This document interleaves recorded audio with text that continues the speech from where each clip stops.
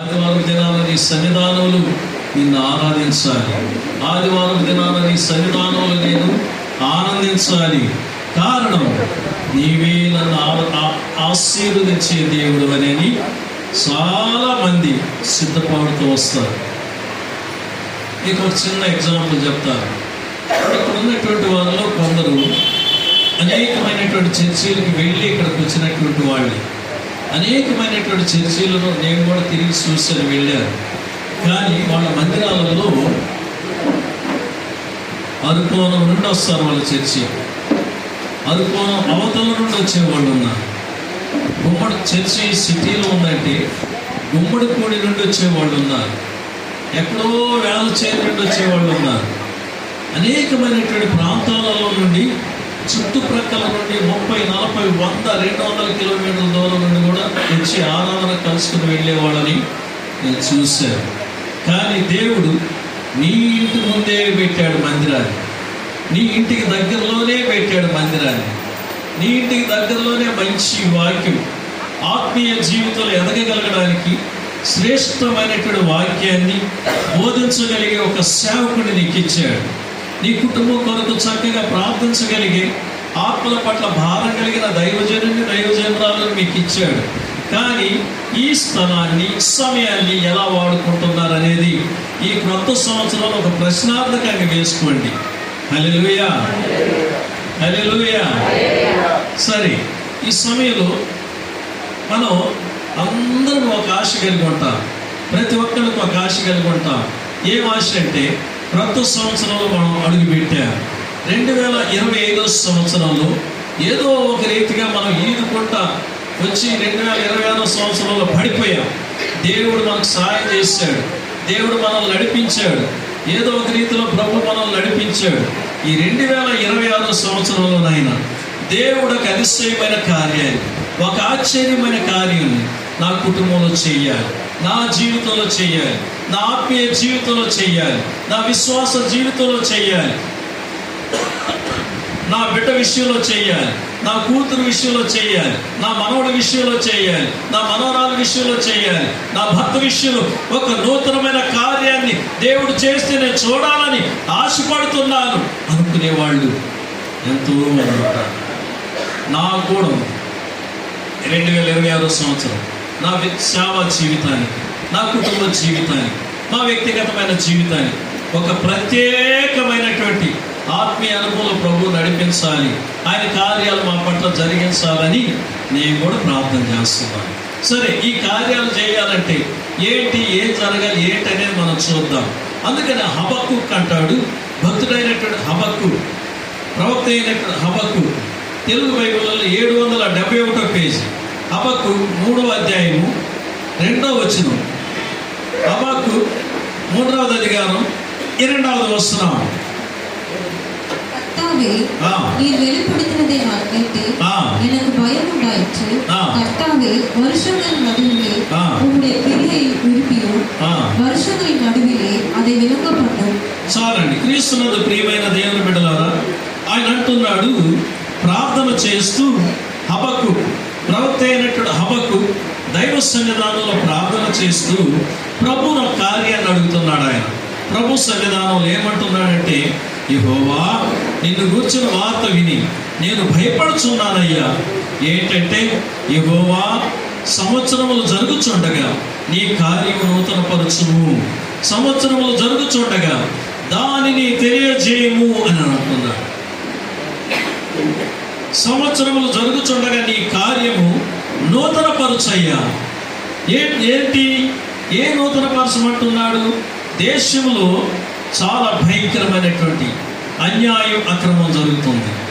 దేశంలో జరుగుతున్నటువంటి నాశనకరమైనటువంటి కార్యాలను చూసి మొదటి నుండి మనం కనుక ఈ 3 అధ్యాయాలు మనం కనుక చదివినట్లయితే దేశంలో జరుగుతున్నటువంటి అన్యాయం, దేశంలో జరుగుతున్నటువంటి అక్రమం, దేశంలో జరుగుతున్నటువంటి మోసం, దేశంలో జరుగుతున్నటువంటి పాపం, దేశంలో జరుగుతున్నటువంటి నరహత్యలు, దేశంలో జరుగుతున్నటువంటి ఘోరమైనటువంటి కార్యాలన్నిటినీ తలంచుకొని ఆయన దైవ సన్నిధానాలు వీటన్నిటినీ జ్ఞాపకం చేసుకుంటూ దేవుడు బయలుపరిచినటువంటి దర్శన రీతిగా చూసిన కార్యాలన్నిటినీ తలంచుకుంటూ ఆయన ప్రభువా ఇక చాలు నాయన, దేశంలో జరిగినటువంటి యొక్క అఘాయిత్యాలు ఇక చాలు, కుటుంబ జీవితాలలో జరిగిన అఘాయిత్యాలు చాలు, వ్యక్తిగతమైనటువంటి జీవితంలో జరిగినటువంటి ఈ భయంకరమైనటువంటి వేదనలు, దుఃఖాలు, పోరాటాలు ఇక చాలయ్యా.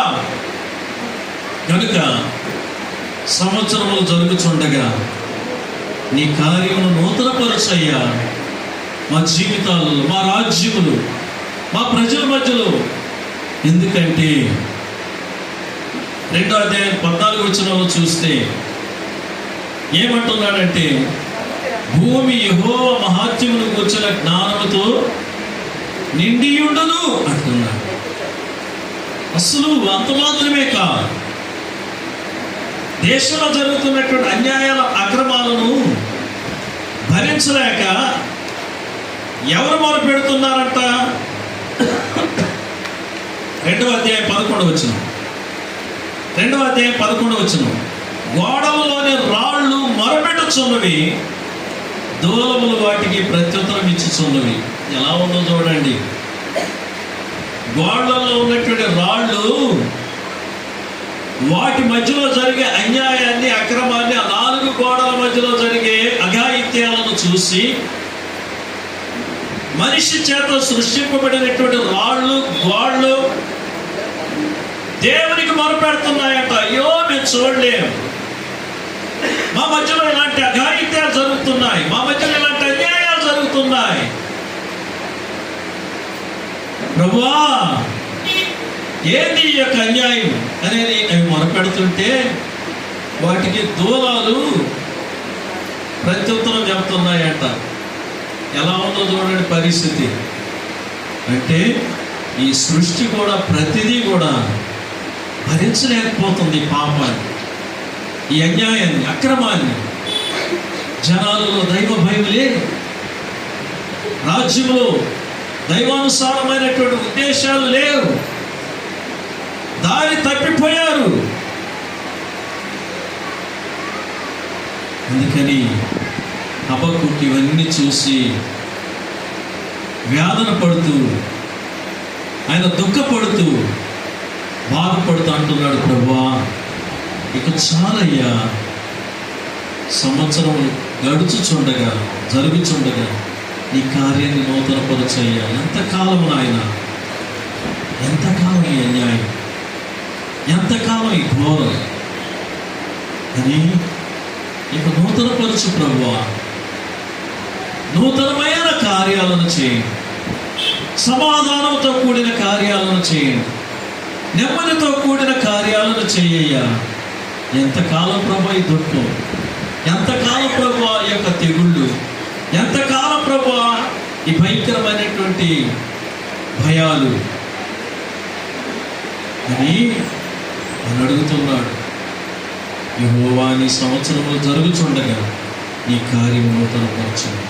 చూడండి 43వ అధ్యాయం, యెషయా గ్రంథం 43వ అధ్యాయంలో 12వ వచనంలో ఒక బ్రహ్మాండమైనటువంటి మాట ఉంది. యెషయా గ్రంథం 43వ అధ్యాయము 43:12.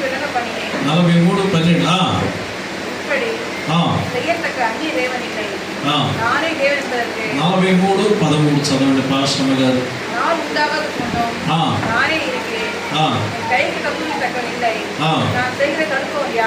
దేవునికి స్తోత్రం.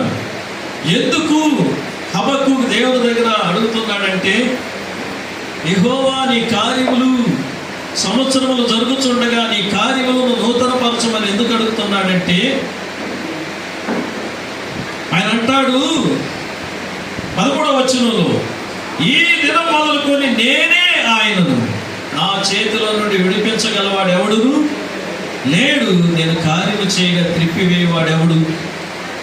అంటే ఆయన కార్యములు అగోచరము, ఆయన కార్యము చేయుచుండగా దానిని త్రిప్పివేయవాడెవడు లేడు, ఆయనకి ఎదురు నిలబడగలిగే వాడెవడూ లేడు, ఎదురు చెప్పగలిగే వాడెవడూ లేడు. ఆయన కార్యములు అగోచరములు, ఆయన కార్యములు ఆశ్చర్యములు. ప్రియమైన దేవుని బిడ్డ, ఈ ఉదయకాల సమయంలో దైవ సన్నిధానానికి వచ్చిన నీ జీవితంలో 2025 సంవత్సరం అంతా కూడా ఏ విధంగా గడిపావు? ఎలాంటి వ్యాధులతో, ఎలాంటి నష్టాలతో, ఎలాంటి బాధలతో, ఎలాంటి శత్రు పోరాటాలతో, ఏ విధమైన సైతాను శోధనలతో, ఏ విధమైన మనుషుల చేత పీడించబడి బాధించబడ్డావు? ఎలాంటి నిందలకు, అవమానాలకు గురయ్యావు? ఏ విధమైనటువంటి కన్నీటికి నువ్వు గురయ్యావు? అది నీకు దేవునికి తెలుసు. కానీ దేవుని పాదాల దగ్గర, దేవుని దగ్గర ఈ రోజు నీవు ప్రభువా, సంవత్సరాలు జరుగుతుండగా నా కుటుంబ జీవితంలో, నా వ్యక్తిగతమైనటువంటి జీవితంలో నీ కార్యాన్ని నూతనపరుసయ్యా, నా పట్ల ఒక నూతనమైన కార్యాన్ని చేయి ప్రభువా, వీటల్లో నుండి నన్ను బయటికి తీసుకోరా ప్రభువా అని నీవు అడిగేటప్పుడు నీ పట్ల నీ రక్షకుడుగా, నీ దేవుడుగా లేచి నిలబడతాడు. ఆయన కార్యం చేయగా త్రిప్పివేవాడెవడు? హల్లెలూయా, హల్లెలూయా, హల్లెలూయా. కనుక ఆయనతో నడుద్దాం, మనం ఆయనతో ఉందాం. ఆయన మనతో ఉంటాడు, మనం నడిపిస్తాడు, ఆయన గొప్ప కార్యాలు చేస్తాడు. నువ్వు చూస్తావు. ఆయన పాదాల దగ్గరికి వచ్చి ప్రభువా, ఇక చాలు నాయన, నాకు ఏడ్చేదానికి కన్నీళ్లు కూడా లేవు ప్రభువా, నేను బాధపడేదానికి ఈ హృదయం ఇక గుండె తట్టుకోలేదు ప్రభువా, చాలు నాయన, నీ వైపు చూస్తున్నాను. ఇంతవరకు నేను మనుషుల వైపు చూశాను, ఇంతవరకు నా స్నేహితుల వైపు చూశాను, ఇంతవరకు నేను లోక వైపు చూశాను, ఇంతవరకు నా బలాన్ని నమ్ముకున్నాను, ఇంతవరకు నా ఉద్యోగాన్ని, నా ధనాన్ని నమ్ముకున్నాను. చాలు ప్రభువా, నన్ను క్షమించు నాయన. సంవత్సరాలు జరుగుతున్న 2025 సంవత్సరాలు, నా జీవితంలో 25 సంవత్సరాలు వెళ్ళిపోయాయి, లేదా నా జీవితంలో 40 సంవత్సరాలు వెళ్ళిపోయాయి, లేదా నా జీవితంలో 30 సంవత్సరాలు వెళ్ళిపోయాయి, లేదా నా జీవితంలో ఇన్ని సంవత్సరాలు వెళ్ళిపోయాయి. సంవత్సరములు జరుగుతుండగా ఎక్కడైనా నా పట్ల నీ కార్యాన్ని నూతనపరచు ప్రభువా అన్నప్పుడు ఆయన లేచి నిలబడతాడు. ఆయన కార్యం చేయగా త్రిప్పివేవాడు ఎవడు? అందుకని యోబు భక్తుడు అంటాడు, 42వ అధ్యాయం 2వ వచనం చూసినట్లయితే,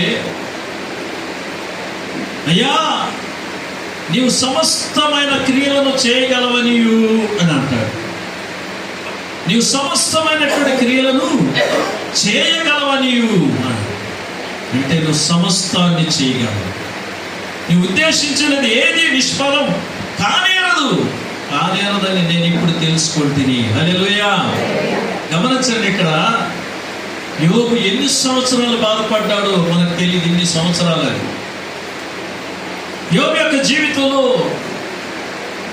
తన కళ్ళ ముందే తన ఇంటిలో ఉన్నటువంటి 10 మంది బిడ్డలు చక్కని విందులో పాల్గొని సంతోషంగా ఉన్నప్పుడు ఇల్లు అలాగనే కూలింది. 10 మంది బిడ్డలు చనిపోయారు, ఆస్తులు పోయాయి, దుర్వార్తలు. వీడు చెప్పినటువంటి 2 నిమిషాలు 5 నిమిషాలు కాకముందే ఇంకొకడు వచ్చి ఇంకొకటి చెప్తాడు, అయ్యా మన ఒట్టెలను పట్టుకొని పోయారయ్యా, మన పశువులను పట్టుకొని పోయారయ్యా. ఇంకొకడు ఈ వార్త విని వెనక తలికి ఇంకొకడు. దుర్వార్తలు దుర్వార్తలు దుర్వార్తలు. బిడ్డలు చనిపోయినటువంటి కార్యం ఇలా జరుగుతుండగా మెల్లిమెల్లిగా శరీరంలో రోగం. ఈ రోగం ముదిరిపోగా ఆ బాధ చూడలేక చేసుకున్న భార్య కూడా, యా ఎంతకాలం నువ్వు యథార్థతను వెంటాడుతుంటావు, యథార్థతను విడిచిపెట్టి ఆ దేవుడిని దూషించి చనిపోయా. ఎంత వేదన తన జీవితం. స్నేహితులు కూడా ఆదరించేదానికి వచ్చారు, ఓదార్చేదానికి వచ్చారు. కొన్ని రోజులు ఓదార్చారు, ఆదరించారు. చివరికి నువ్వు మంచోడు అయితే నీ బిడ్డలు ఎందుకు చేస్తారు, నువ్వు దైవభక్తి కలిగినోడు అయితే నీ ఇల్లు ఎందుకు కూలుద్ది, నువ్వు నీతివంతుడుగానే ఉంటే నీ ఆస్తి ఎందుకు పోయి ఉంటుందిరా, నువ్వు సత్యాన్ని అనుసరించి జీవించేవాడు అయితే నీ భార్య కూడా నీ ముఖం చూడలేదు కదరా. ఎన్ని సూటిపోటు మాట, 1, 2, 3 కాదు. నలిగిపోయినటువంటి హృదయాన్ని, గాయపరచబడిన హృదయాన్ని మరలా గుచ్చి గాయంలోనే గుచ్చి ఆయనను వేదన పరిచినటువంటి వాళ్ళే అందరూ. నువ్వు మంచిదాని అయితే నీకు ఈ జబ్బు ఎందుకు వస్తుంది, నీ మంచోడు అయితే ఈ రోగం ఎందుకు వస్తుంది? ఇది లోకం. కానీ యోబు మాత్రం ప్రభు మీదనే ఆధారపడ్డాడు. ఆయన అన్నాడు, ఆయన నన్ను చంపినను నేను ఆయనను విడిచిపెట్టాను. చివరిలో ఒక దినం వచ్చింది, దేవుడు యోబును దర్శించాడు, యోబును ఆశీర్వదించాడు. ఇప్పుడు ఏమంటున్నాడు 42వ అధ్యాయంలో 2వ వచనంలో, ప్రభువా నువ్వు సమస్తమైన క్రియలను చేయగలవనియు, నీవు ఉద్దేశించినది ఏది నిష్ఫలం కానేరదనియు నేను ఇప్పుడు తెలుసుకున్నానయ్యా. మనుషులు ఎలాంటి వాళ్ళని తెలుసుకున్నాను, స్నేహితులు ఎలాంటి వాళ్ళని తెలుసుకున్నాను, బంధువులు ఎలాంటి వాళ్ళని తెలుసుకున్నాను, నా పొరుగు వారు ఎలాంటి వాళ్ళని తెలుసుకున్నాను. నాకు లోకాన్ని చూపించావు నాయన, నీకు వందనాలు నాయన, నీకు స్తోత్రం. యెహోవా నీ కార్యములు, నీ సంవత్సరములు జరుగుతుండగా నీ కార్యమును నూతనపరచు. సంవత్సరాలు గడిచాయి, యోబు అన్ని నష్టపోయాడు, ఏమి లేడు. నెత్తి మీద జుట్టు, ఏదో మొలకొక బట్ట ఉంటుందేమో, ఎందుకంటే ఒంటి మీద రోగం కదా, ఇంకా అది మిగిలి ఉంటుంది దానికి. ఆయన నీతిని బట్టి, ఆయన విశ్వాసాన్ని బట్టి, ఆయనలో ఉన్నటువంటి నిరీక్షణను బట్టి దేవుడు ఆయనను దర్శించాడు, ఆయనను ఆశీర్వదించాడు. 2 మేలుల చేత ఆయనను ఆశీర్వదించాడు. 2 చేతులను దేవుని నామమున మహిమపరుద్దాం అందరమే. పాస్టర్ గారు ఆయన ఆశీర్వదిస్తే మనం నీ చేతులు తట్టేది ఏంటంటామేమో. యోబు యొక్క జీవితం మనందరికి పాఠం.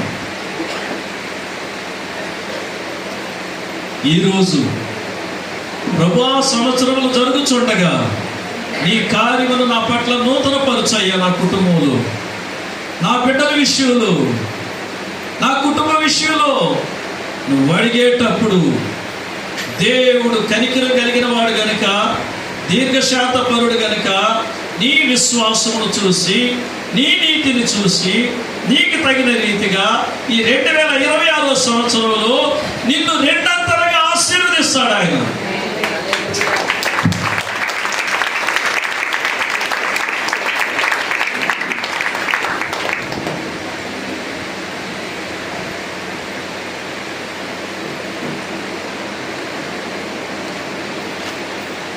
ప్రియమైనటువంటి దేవుని బిడ్డలారా గమనించండి, సంవత్సరములు జరుగుతుండగా నీ కార్యము నూతన పరచును. ఆయన నూతన పరిచాడు యోబు యొక్క జీవితం.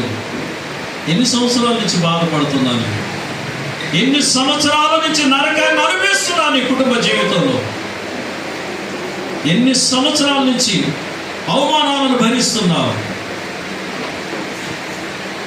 విశ్వాసంతో ప్రభు పాదాల మీద పడి, ప్రభువా సంవత్సరంలో జరుగుతుండగా చాలయ్యా ఈ యొక్క 25వ సంవత్సరంతో, ఈ 2026వ సంవత్సరంలో నూతన కార్యములను నా పట్ల జరిగించు ప్రభు నేను అడుగుచు. చేస్తాడు ఆయన చేస్తాడు, ఆయన చేసే దేవుడు ఆయన. కనుక ఆయన చెయ్యాలంటే నువ్వేం చేయాలి? దీనికి కూడా పాయింట్ ఉంది కదా. చూద్దాం యొక్క సమయంలో ప్రభు కార్యం చేయాలంటే కీర్తనల గ్రంథం 105వ కీర్తన 5వ వచనం. కీర్తనల గ్రంథం, ఆయన కార్యములు నీ కుటుంబ జీవితంలో నూతనపరచాలి, నూతనమైన కార్యాలను చూడాలి, నూతనమైన కార్యాలను ప్రభు నీ పట్ల, నీ బిడ్డల పట్ల, మన కుటుంబాల పట్ల ప్రభు చెయ్యాలి అంటే మనం ఏం చేయాలనేది ఇక్కడ 105వ కీర్తన 5వ వచనాన్ని మనం ఒక్కసారి చూద్దాం. அவருடைய தாசனாகிய ஆபிரகாமின் சந்ததியே, அவரால் தெரிந்து கொள்ளப்பட்டவராகிய யாக்கோபின் புத்திரரே, ఆయన చేసిన ఆశ్చర్య కార్యములను జ్ఞాపకం చేసుకొనుడి. அவருடைய அற்புதங்களையும், హల్లెలూయా చెప్పండి, హల్లెలూయా. సరే, ఇప్పుడు అందరు తలలు పైకి లేపండి. అందరు కుడి చేతి పైకి లేపండి. ఇప్పుడు చెప్పండి, హల్లేలూయా చెప్పండి. నిద్రపోయేలో తల్లిలు చెప్పండి. అది ఇది మీరు వినే రకం యూట్యూబ్లో క్లియర్గా తెలుస్తుంది. విజయ్ కుమార్ పెద్దలు అంటారు, అత్త ఆరబాటమే కానీ బావా బతకడు. అత్త చెప్పొద్దంట, వాడికేమో ఒళ్ళంతా తీర్లు ఎక్కుతా ఉంటాయి. బయటకు వచ్చి నా బావ బతుకుతాడు, చూస్తుండు, నన్ను చూసి ఎట్టన్నాడు, నన్ను చూసి సైకిల్ వేసిండు, నన్ను చూసి అన్నం తిన్నావు అని అన్నాడు. వాడికి ఆడ పానం ఉండదు. బయటకు వచ్చి ఏం చేస్తుంది పెద్ద గొప్పతనాలకి. నా బావ రేపే డిశ్చార్జ్ అవుతాడు, నా బావ బాగున్నాడు చూస్తుండు, అంతా పోతుంది. అత్త ఆర్భాటమే కానీ ఇప్పుడు చెప్పండి, అత్త ఆర్భాటమే కానీ బావా ఎక్కడ చెప్పరు, మెడిసిన్ కాడ చెప్తారు. సరే వద్దులే అయ్యింది మనకు కొద్దిగాని. దేవుడు మన పట్ల ఈ 2026 సంవత్సరంలో నూతనమైనటువంటి కార్యములను మన కుటుంబాల పట్ల మన పట్ల చేయాలంటే మనం ఏం చేయాలి? ఆయన ఇంతకు ముందు చేసినటువంటి ఆశ్చర్యమైన కార్యాలను మర్చిపోవాలి, జ్ఞాపకం చేసుకోవాలి. గదిలు ఇచ్చిన మనకు ఎవరి చేతికన్నా ఇప్పుడు మైక్ ఇచ్చిన మనకోండి, దేవుడు నీ పట్ల ఏం చేశాడని 1946 సంవత్సరం కాడి చెప్తారు. ఇక్కడ వెళ్ళాక మనం బైబిల్ పాఠ్య పుస్తకాలు వదిలిపెట్టి ఎల్లో అదే వ్యక్తిగతమైనటువంటి జీవితంలో మోకరించి, ప్రభువా నువ్వు ఈ కార్యం చేసావు, నీకు వందనాలయ్యా, నిజంగా నేను దుఃఖంలో ఉన్నప్పుడు నన్ను ఆదరించావు నాయన నీ వాక్యం ద్వారా. అయ్యా నా బిడ్డల పట్ల దయ చూపించావు నాయన, నా బిడ్డలను ఇంత స్థాయికి తీసుకొని వచ్చావు నాయన, నీకు వందనాలు నాయన. ఎప్పుడైతే మనం జ్ఞాపకం చేసుకుంటామో ఖచ్చితంగా 2026 సంవత్సరంలో దేవుడు నూతనమైనటువంటి కార్యాలు చేయబోయేది నీ పట్లే. హల్లెలూయా, హల్లెలూయా. ఎవరి పట్ల చేస్తాడు? మన పట్ల అనవద్దు. ఎవరి పట్ల చేస్తాడు? నా పట్ల చేస్తాడు. ఆయన కార్యాలు మర్చిపోకూడదండి. ఆయన కార్యాలను మర్చిపోకూడదు. మన మేలును కోరేవాళ్ళను మర్చిపోకూడదు. దేవుని యొక్క వాక్యం మనతో ఏం మాట్లాడుతున్నాడు ప్రభు అనేది మర్చిపోకూడదు. ఈ విధంగా మనం ఉన్నప్పుడు ఖచ్చితంగా ప్రభు మన పట్ల ఈ 2026 సంవత్సరంలో నూతనమైనటువంటి కార్యాలను చేయడానికి సమర్థుడు ఆయన. హల్లెలూయా, హల్లెలూయా. కనుక 136 కీర్తన 4వ వచనాన్ని చదువుకుందాం ఒకసారి. 136వ సంగీతం 4వ వచనத்தை பார்ப்போம். 136 கீர்த்தனா 4వ வசனம். ஒருவராய் பெரிய அதிசயங்களை செய்கிறவரை துதியுங்கள், அவர் கிருபை என்றும் உள்ளது. దేవునికి స్తోత్రం. హల్లెలూయా. 130 అదే 136 దేవునికి స్తోత్రం. 136 కీర్తన 4వ వచనం. ఆయన ఒక్కడే మహాశ్చర్య కార్యములు చేయవాడు. ఆయన ఒక్కడే ఆశ్చర్యమైన కార్యాలను చేసేవాడు. ఎవరి వైపు చూడకు, ఎవరిని విశ్వసించకు, ఇతరులను వెంబడించకు, ఇతరుల భక్తి మీద ఆధారపడకు, ఇతరుల విశ్వాసం మీద ఆధారపడకు. సంవత్సరములు జరుగుతుండగా ఆయన కార్యములు నీ పట్ల నూతన పరచగలిగే ప్రభువు మీద ఆధారపడు. నీవు తప్ప నాకు వేరే మార్గం లేదు ప్రభువా అని అడుగు. హబక్కూకు గ్రంథంలో 3వ అధ్యాయం 2వ వచనం ప్రకారం నీ పట్ల ఆయన ఈ 2026 సంవత్సరంలో ఆశ్చర్యమైన కార్యాలను, అతిశయమైన కార్యాలను, నూతనమైన కార్యాలను నీ బిడ్డల పట్ల చేస్తాడు, నీ పట్ల చేస్తాడు, నీ కుటుంబం పట్ల చేస్తాడు. ఆయన మీద ఆధారపడు.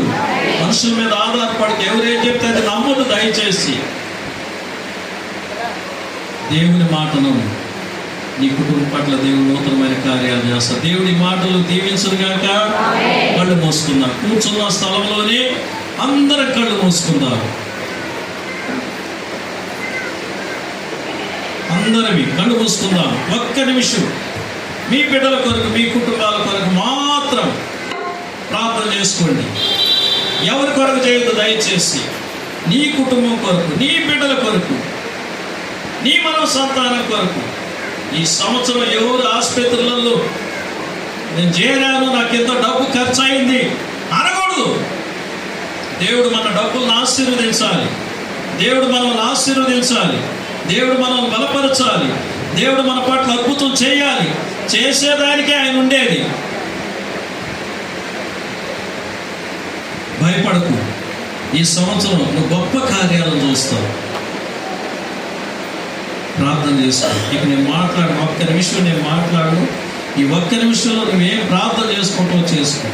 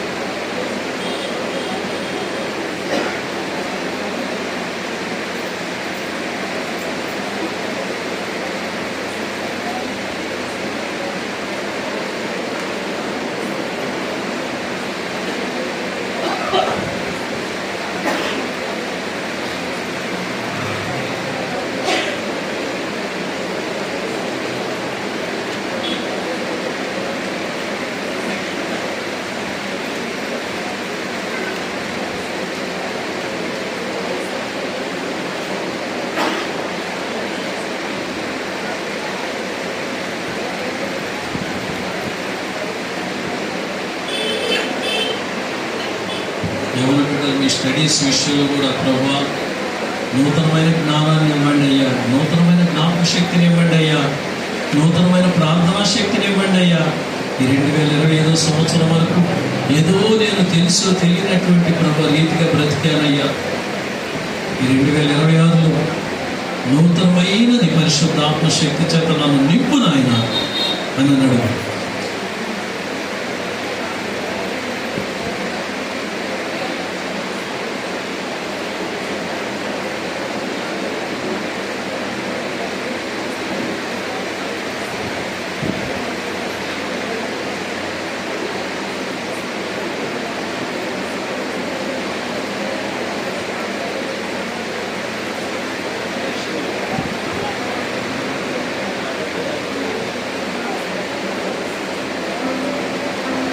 தகப்பனே தந்தை தலை நிமிர செய்பவர் நீரே. தகப்பனே தந்தை தலை நிமிர செய்பவர் நீரே.